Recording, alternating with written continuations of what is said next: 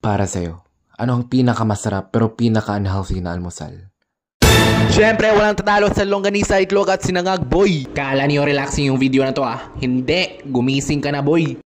So para sa ating ingredients, meron tayong kanin, garlic, itlog at longganisa. So yan na nga, una nating lulutuin ay yung longganisa. Una, pakuluin muna natin yung tubig, tas ilagay natin yung longganisa hanggang mag-evaporate yung tubig at maglabas yung oil ng longganisa, boy. Tignan mo yan, boy. So ayan na nga, naluto na nga. Next, lulutuin natin yung itlog. Actually, sunny side up sana yung aking lulutuin pero nabasag yung yolk, so scrambled na lang. So ayun, lagyan natin ng asin at paminta, boy. Next, ihalo natin kasi pangit nga kung sunny side up, no? So yun, naluto na.